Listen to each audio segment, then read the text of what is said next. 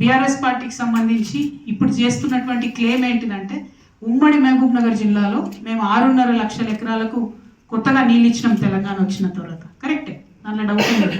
కానీ అసలు మహబూబ్ నగర్ జిల్లా విస్తీర్ణం భారతదేశంలోనే నంబర్ 1 జిల్లా. మన విస్తీర్ణం 30 లక్షల ఎకరాల పైచిలకు ఉండేటటువంటి జిల్లా. అంటే 25 లక్షలు దాదాపుగా పంటలు పండించుకునే భూములే ఉన్నాయి. ఆ 25 లక్షల పంటలు పండించుకునే భూముల తెలంగాణ వచ్చిన ఈ 12 ఏళ్లకు కేవలం 6.5 లక్షల ఎకరాలకు మనం నీళ్ళు ఇచ్చాం. ఇది కరెక్టేనా?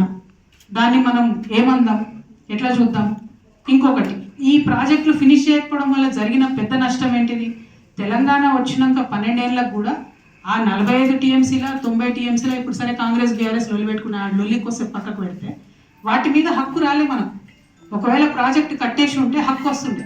ఇవాళ ఆంధ్రాలో లోకేష్ గారు కావచ్చు, చంద్రబాబు నాయుడు గారు కావచ్చు ఏమంటారు, ఈ ఉట్టిగా వరద నీళ్ళు వస్తున్నాయి భయ్, మేము వరద నీళ్ళకు ప్రాజెక్టులు కట్టుకుంటామని చెప్తున్నారు. వాళ్ళు కట్టుకోవడంలో వాళ్ళ తెలివితేటలు ఏంటిది? మనం ఎక్కడ వెనుకబడిపోయినాం అంటే వరద నీళ్ళు పేరు చెప్పి ప్రాజెక్టు కట్టుకుంటే రేపు యాక్చువల్గా ట్రిబ్యునల్లో వాటర్ డిస్ట్రిబ్యూషన్ జరిగినప్పుడు ఏమవుతుంది? ఆల్రెడీ కట్టేసుకున్నారు కదా వీళ్ళు, 100 టీఎంసీల ప్రాజెక్టు కట్టుకున్నారు కాబట్టి 100 టీఎంసీలు వీళ్ళకి ఇచ్చేద్దామంట. సో అట్లా ఇక్కడ పాలమూరు రంగారెడ్డి అనేటటువంటిది కట్టేసి ఉంటే ఇప్పటికే మనకు 90 టీఎంసీ హక్కుపుక్తంగా వస్తుంది. ఇప్పుడు అది జరగలేదు.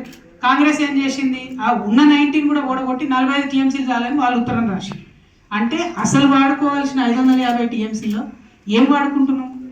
కరెక్ట్ వాడకమే లేదు. లేని దాంట్లో ఇంకో 45 టీఎంసీ వీళ్ళు ఓడగొట్టేసారు. డైరెక్ట్గా లెటర్ రాసి మాకు 45 టీఎంసీ చాలు అని చెప్పి. ముఖ్యమంత్రి గారు ఈ జిల్లా లిటరల్లీ నాగర్ కర్నూలు జిల్లానే కొండారెడ్డిపల్లి ఆయనకు జన్మస్థానం. ఈ జిల్లా పుట్టినటువంటి బిడ్డ, మొత్తం నేను నల్లమల్ల పులి బిడ్డను, నల్లమల్ల నాదని చెప్పుకునేటటువంటి బిడ్డ. ఏం చేస్తున్నారు మీరు? ఉన్నటువంటి పాలమూరు రంగారెడ్డిలో 21 ప్యాకేజీలు ఉంటాయి. 18 ప్యాకేజీలే పని మొదలైంది. ఆ పాలమూరు రంగారెడ్డిలో 3 ప్యాకేజీలు తీసి పడేశారు. అంటే రంగారెడ్డి ఎగిరిపోయింది, వికారాబాద్ ఎగిరిపోయింది. డిండికి ఇవ్వాల్సినటువంటి నీళ్ళు ఇంతవరకు ఒక సుక్క కూడా ఇవ్వలేదు. ఏంది 10 ఏళ్ళల్లో 10 సార్లు సర్వే చేసిరు. 8-9 కోట్లు డిండి ప్రాజెక్టుకు సోర్స్ ఎక్కడి నుంచి తీసుకోవాలి, ఏ పాయింట్ నుండి వాటర్ తీసుకోవాలి అన్న పాయింట్ మీద 10 సర్వేలు జరిగినాయి. చేసినటువంటి కన్సల్టెంట్కు 10 కోట్లు ఇచ్చారు కానీ కనీసం చుక్క నీరు కూడా మనం ఇవ్వలేని పరిస్థితి. ఇక ఈ పాలమూరు రంగారెడ్డి 21 ప్యాకేజీలలో 3 ప్యాకేజీలు రంగారెడ్డి వికారాబాద్ విడిచిపెట్టినాం. 18 ప్యాకేజీలు పని జరగాలి. ఈ 18 ప్యాకేజీలలో రేవంత్ రెడ్డి గారు ఏం చేశారు? మళ్ళీ ఈ నారాయణపేట కొడంగల్ అని చెప్పి కొత్త స్కీమ్ పెట్టి దానికి ఇంటేక్ పాయింట్ ఎక్కడ పెట్టుకున్నాడు ఆయన? భీమాలో పెట్టుకున్నాడు. మేము ఇప్పటికి కూడా డిమాండ్ చేస్తున్నాం.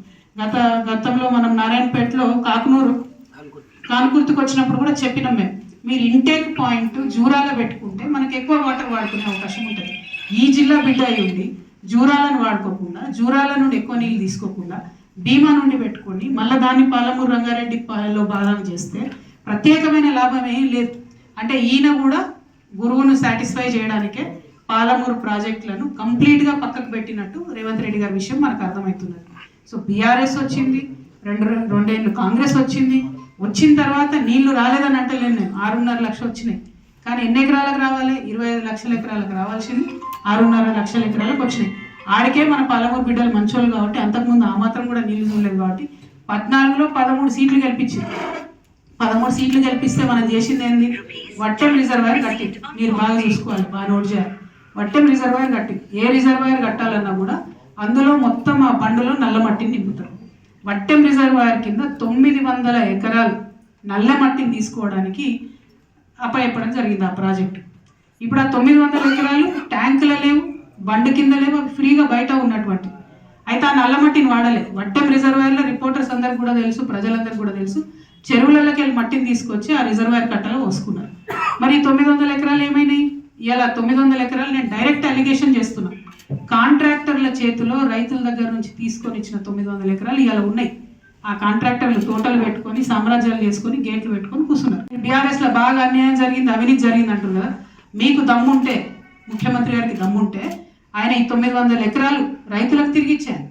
మీరు కాంపన్సేషన్ ఇచ్చిందంత 1 లక్ష, 3 లక్షలు, 2 లక్షలు ఇచ్చి తీసుకున్నారు. ఆ 900 ఎకరాలు కేవలం నల్ల మట్టి కొట్టుకోవడానికి ఇచ్చారు. వట్టంకి ఇచ్చేసేయండి రైతులకు. ఎందుకు ఇయ్యారు? మీరు తీసుకున్నటువంటి ఆ డబ్బులు కావాలనుకోండి, ఏదైనా అనుకోండి, మాఫ్ చేయండి. ఫ్రీగా 900 ఎకరాలు రైతులకి ఇవ్వాలని నేను డిమాండ్ చేస్తూ ఉన్నాను. ఇక నేను ఇక్కడికి వస్తున్నా అంటే చాలా మంది మెసేజ్లు పెట్టారు, చాలా మంది జరిగినటువంటి ఆగడాలు అన్యాయాల మీద మెసేజ్లు పెట్టారు. కానీ మాట్లాడుకుంటా పోతే 2 పర్సనల్ అవుతున్నాయి తప్పితే అందులో ప్రజలకు వరకు వచ్చేది లేదు. ఈ 900 ఎకరాలు ఒకవేళ మా జాగృతి పోరాటంతో రైతులకు వస్తే న్యాయం జరుగుతుంది కాబట్టి ఇది నేను చెప్తాను. బాజాప్తా ఈ కాంట్రాక్టర్ల చేతిలో ఉన్నాయి. రిజర్వాయర్కి వాడలేదు, వాళ్ళకెళ్ళి ఒక తట్ట మట్టి కూడా ఎత్తలేదు, మొత్తం చెర్లకెళ్ళి మట్టి ఎత్తుకొచ్చుకొని ఆ కట్ట కట్టిరు. సో అవి ఇవ్వాలని ఒక డిమాండ్ చేస్తుంది. రెండోది నెక్స్ట్ మేము మెడికల్ కాలేజ్కి ప్లస్ అదే హాస్పిటల్ పోయేది ఉంది. మెడికల్ కాలేజ్ అయితే పెద్ద కథ మీ నాగర్ కర్నూలు చాలా జోకు. 40 ఎకరాల ల్యాండ్ తీసుకున్నారు. ఏమని రాశారంటే ఆ 40 ఎకరాల ల్యాండ్లో మెజారిటీ అసైన్మెంట్ ల్యాండ్ ఉంది పాపం దళితులది. దళితులంట ముందుకొచ్చి మా ప్రాంతానికి మెడికల్ కాలేజ్ కావాలి కాబట్టి మేము మీకు రాసిస్తున్నాం అని చెప్పి రాసిచ్చిరంట. అంటే 1 ఏకరు 1.5 ఏకరు 1/2 ఏకరు ఉన్నటువంటి రైతులు, అదే తమ జీవనాధారంగా బతికేటటువంటి రైతులు ముందుకొచ్చి స్వచ్ఛందంగా ఇచ్చేసిర్రు అని చెప్పి చెప్తున్నారు. కానీ అన్అఫీషియల్గా జరిగింది ఏంటి మీ అందరికీ తెలుసు. ఆ దళితులు మాట్లాడినా ఏది చేసినా వాళ్ళ నోరు మూయించి పైసలు ఇచ్చి వాళ్ళని నిలగొట్టి తీసుకున్నారు. మరి పెద్ద పెద్దవి చాలా ఉన్నాయి కదా, 40 ఏకర్స్ ల్యాండ్ లేదా నాగర్ కర్నూలు చుట్టుముట్టు ఉండగా దళితుల భూమిని తీసుకుని దౌర్జన్యంగా మెడికల్ హాస్పిటల్ కట్టిరు. హాస్పిటల్ ఫినిష్ అయింది, కాలేజ్ ఫినిష్ అయింది. కాకపోతే దళితులకు మాత్రం అన్యాయం జరిగింది. అసైన్మెంట్ ల్యాండ్ అంటేనే ప్రభుత్వం ఇచ్చేది వాళ్ళ జీవనాధారం కోసం, దాన్ని కూడా లాక్కున్నా.